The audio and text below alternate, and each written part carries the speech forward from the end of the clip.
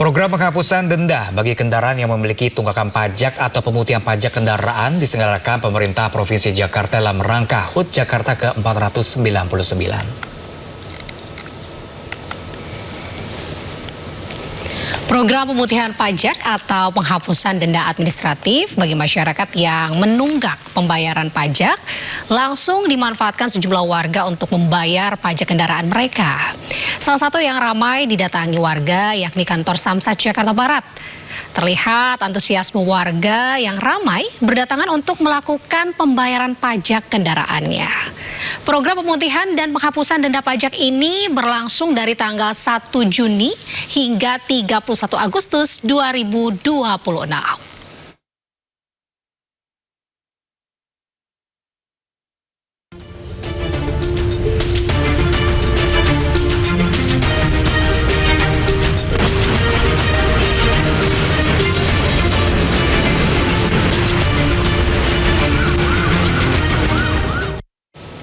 Pemirsa, selanjutnya kami akan ajak Anda untuk mengetahui pantauan lalu lintas hari ini di sejumlah wilayah melalui pantauan CCTV Korlantas Polri. Dan pemirsa, kita akan bergabung dengan Brigadir Aniza di studio NTMC Polri. Selamat pagi Brigadir Aniza, bagaimanakah pantauan arus lalu lintas di sejumlah titik di wilayah Indonesia melalui pantauan CCTV? Silakan laporan Anda. Ya, baik, terima kasih Pram dan juga Anita serta selamat pagi pemirsa. Saya Brigadir Aniza kembali hadir untuk mengajak Anda memantau bagaimana kondisi arus lalu lintas pada pagi hari ini melalui pantauan CCTV Korlantas Polri. Untuk itu langsung saja kita menuju ke CCTV yang pertama, yakni di kawasan Simpang Semanggi, Jakarta Selatan. Untuk arus lalu lintas pada pagi hari ini dari Gatot Subroto yang akan mengarah ke Senayan maupun Selipi di jalur arteri memang sudah terlihat adanya peningkatan volume kendaraan, namun arus lalu lintasnya masih terpantau dalam keadaan ramai dan lancar. Namun kepadatan terjadi dari arah sebaliknya, yaitu dari kawasan Senayan ataupun Selipi yang akan mengarah ke Gatot Subroto. Kami himbau bagi para pengendara untuk selalu berhati-hati karena peningkatan volume kendaraan ini terjadi dikarenakan dimulainya aktivitas masyarakat dan juga masih memasuki jam berangkat perkantoran. Dan untuk arus lalu lintas di tol dalam kota, Semanggi yang akan mengarah ke Kuningan maupun Cawang dan arah sebaliknya masih terpantau dalam keadaan relatif lancar di kedua arahnya. Masih di kawasan DKI Jakarta, berikutnya kita akan bergeser ke kawasan Jakarta Pusat, tepatnya di kawasan DPR MPR. Arus lalu lintas untuk pagi hari ini dari arah Selipi yang akan mengarah ke Gatot Subroto, situasi arus lalu lintasnya masih terpantau kondusif lancar. Begitupun untuk arus lalu lintas di tol dalam kota arah Semanggi yang akan mengarah ke Tomang, begitu arah sebaliknya. Namun kami himbau bagi para pengendara untuk selalu berhati-hati, menjaga jarak aman kendaraan Anda. Bagi pengendara roda 2 untuk selalu menggunakan helm bersandar SNI guna keamanan dan juga keselamatan. Dari kawasan DKI Jakarta kita akan beralih ke kawasan Jawa Tengah, tepatnya di kawasan Comal, Pemalang. Arus lalu lintas dari Tegal atau Semarang yang akan mengarah ke Jakarta, lalu lintasnya terpantau lancar. Begitupun untuk arah sebaliknya.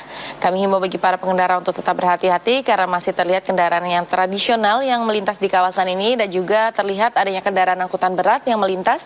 Kami himbau untuk menjaga jarak aman serta menghindari blind spot, dan juga kami ucapkan terima kasih bagi para pengendara yang telah berhenti tepat di belakang garis stop untuk menunggu antrian traffic light.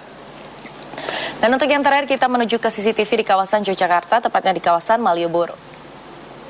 Arus lalu lintas dari Jalan Abu Bakar Ali yang akan mengarah ke Keraton Jogja untuk pagi hari ini terpantau masih dalam keadaan ramai dan lancar. Dan untuk arus lalu lintas dari Jalan Abu Bakar Ali yang akan mengarah ke Pasar Kembang juga pada pagi hari ini terpantau lancar. Kami himbau bagi para pengendara untuk berhati-hati karena ramainya aktivitas masyarakat di kawasan ini dan tetap waspada banyaknya kendaraan tradisional yang berlalu lalang di kawasan ini. Dan juga kami informasikan pemirsa berkaitan dengan penyampaian pendapat oleh BEM UI, kami menghimbau ada pengalihan arus lalu lintas diantaranya yaitu untuk kendaraan dari arah Bundaran Hotel Indonesia menuju Jakarta Selatan, rute pengalihan yang bisa diambil ke Jalan Imam Bonjol, Jalan Diponegoro dan juga Jalan Proklamasi. Sementara itu, kendaraan yang mengarah ke Tanah Abang dan Jakarta Barat dapat berputar balik melalui Jalan Kebon Sirih, Jalan Fahrudin dan juga serta Jalan Kiai Haji Mas Mansur. Selain kawasan Bundaran HI, penyesuaian arus kendaraan juga di Jakarta Pusat.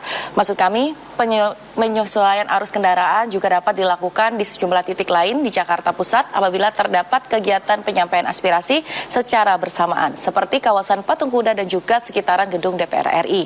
Menggunakan transportasi umum juga dapat menjadi pilihan untuk menghindari potensi antrian kendaraan di sekitar lokasi. Dan kami informasikan juga berdasarkan dari data IRSMS Korlantas Polri, angka kecelakaan lalu lintas di seluruh Indonesia dalam kurun waktu 1 kali 24 jam terjadi sebanyak 291 kasus laka lantas dengan rincian 20 meninggal dunia, 55 luka berat dan juga 370 luka ringan. Dari data tersebut, 76% didominasi oleh kendaraan roda 2. Untuk itu kami selalu menghimbau untuk selalu menggunakan helm berstandar SNI dan untuk selalu berkonsentrasi saat berkendara. Itulah informasi pada pagi hari ini, semoga bermanfaat dan salam presisi. Silakan kembali ke rekan studio. Terima kasih Brigadir Aniza atas laporannya. Selamat bertugas kembali dan salam presisi.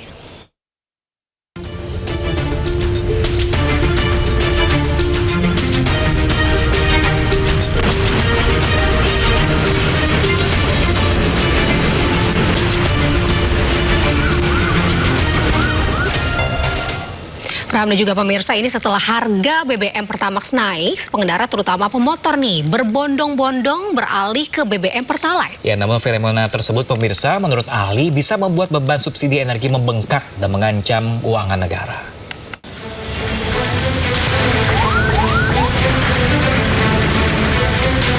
Pemerintah resmi menaikkan harga bahan bakar minyak non-subsidi Pertamax.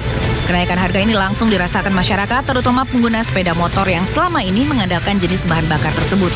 Di tengah kenaikan harga-harga, banyak pemotor yang akhirnya memutuskan beralih ke BBM subsidi Pertalite. Iya, jauh juga Pak. Kan menyulitkan saya juga kalau naik BBM, ya kan harga kan juga pasti pada naik juga kok BBM. Bukan tak berdampak, peralihan masif pemotor dari Pertamax ke BBM Pertalite justru bisa membuat beban subsidi bahan bakar membengkak. Subsidi BBM kemungkinan besar bukan lagi 85%, tetapi bisa saja 90-90% akan berpindah ke Pertalite notabene roda 2, yaitu sepeda motor. Kenaikan harga BBM berlaku untuk jenis Pertamax RON 92 dan Pertamax Green RON 95. Di Jakarta, kenaikan harga Pertamax mencapai hampir Rp4.000 hingga kini dijual seharga Rp16.250 per liter.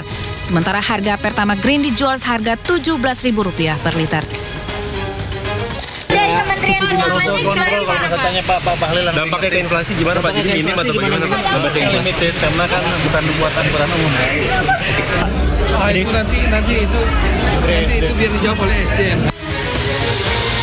Dengan munculnya fenomena ini, pemerintah diminta untuk memperketat pengawasan agar ketersediaan BBM Pertalite tidak langka di tengah masyarakat. Tim Liputan iNews melaporkan. Menteri Keuangan Purbaya Yudi Sadewa menilai kenaikan harga BBM non-subsidi Pertamax tidak akan memberikan dampak besar terhadap inflasi Indonesia. Ya, berikut pernyataan Menkyu Purbaya. Karena kan Pertamax nggak dipakai buat angkutan barang. Pak, ini dampaknya Pak, Lanjut Pak. Pertalite subsidi tidak jebol. Maksudnya dampaknya minim atau bagaimana Pak? Tanya ke Pak Bahlil, mesti ada Mekanismenya gimana? Tapi kalau dari Kementerian Keuangan kontrol kalau katanya Pak Bahlil. Dampaknya ke inflasi gimana Pak? Jadi minim atau bagaimana Pak? Dampaknya inflasi. Limited karena kan bukan buatan umum. Terus pemerintah akan Barang juga pakai Stimulus lagi yang Nah, ini sekarang giliran tarif Transjakarta, angkutan umum kesayangan warga Jakarta nih, ini juga bakal naik. Nah, pemirsa, Pemprov DKI pemirsa sedang mengkaji skema tarif berdasarkan jarak, bukan lagi tarif flat 3.500. Siap-siap, Anda yang sehari-hari mengandalkan bus Transjakarta bakal merogoh kocek lebih dalam. Pemprov DKI Jakarta tengah mengkaji skema tarif baru, bukan lagi flat 3.500 seperti saat ini, tapi berdasarkan jarak tempuh. Perubahan tarif terutama akan dikenakan bagi bus Trans Jabodetabek, terutama untuk rute-rute jauh dengan jarak tempuh di atas 100 km. Seperti rute Blok M Bandara Soekarno-Hatta dan rute Blok M Bogor. Nantinya meski tarif Trans Jabodetabek naik, Pemprov DKI Jakarta tetap akan memberikan subsidi agar tarif baru tidak memberatkan masyarakat. Gubernur DKI Jakarta Pramono Anung optimis kenaikan harga Pertamax membuat masyarakat tetap setia menggunakan transportasi umum. akan ada beberapa perlu penyesuaian.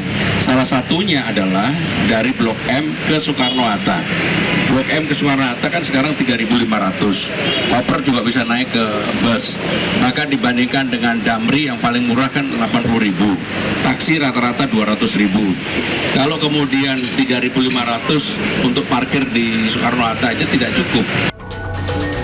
Rencana perubahan tarif muncul di tengah tingginya beban subsidi yang ditanggung Pemprov DKI.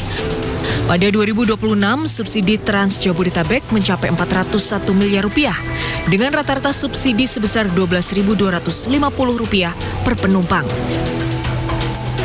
Dari Jakarta, Rani Sanjaya, iNews melaporkan.